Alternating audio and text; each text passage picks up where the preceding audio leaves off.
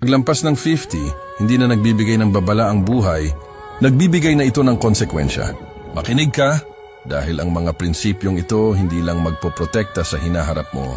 Sila ang huhubog kung paano ka tatanda. Narito ang 7 tuntunin para protektahan ang buhay mo pagkatapos ng 51. Una, bantayan ang kalusugan na parang ginto. Ang katawan mo ngayon ay naniningil na ng interest sa bawat maling gawi. Kumain ng maayos, matulog ng sapat at kumilos araw-araw. Ang kalusugan ang tunay mong yaman. Ikalawa, putulin ang mga taong nagdadala ng stress. Mas mahalaga ang kapayapaan kaysa excitement. Kung pinapagod ka, binabastos ka, o sinisira ang balanse mo, bitawan mo na. Ikatlo, tigilan ang paggastos para magpa-impress. Walang pakialam ang iba sa imahe mo. Ang mahalaga ay ang katatagan mo. Kasi mag-ipon ng may disiplina at mag-invest ng may layunin. Ang pagdepende sa pagtanda ay isang tahimik na bitag. Ika-4, matutong magsabi ng hindi nagpapaliwanag. Hindi ka nandito para mag-please, nandito ka para protektahan ang oras at kapayapaan mo. Ika-5, lumayo sa drama. Hindi lahat ng gulo ay dapat mong patulan.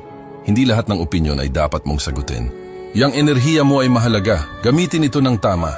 Ika-6, panatilihing maliit ang bilog mo at mas maliit pa ang tiwala. Sa edad na ito, mas mahal ang kapalit ng pagtataksil. Piliin ang kalidad kaysa dami. Ika-7, bumuo ng buhay na kayang tumayo mag-isa. Sariling pera, sariling routine, sariling kapayapaan. Kapag kaya mong tumayo ng mag-isa, walang makakayanig sa'yo. At ito ang pinakamahalagang bahagi. Ang matibay na kinabukasan ay hindi nabubuo sa swerte, nabubuo ito sa disiplina. Protektahan mo ang kapayapaan mo, ang katawan mo, at ang kalayaan mo, at hindi ka lang basta tatanda, aangat ka.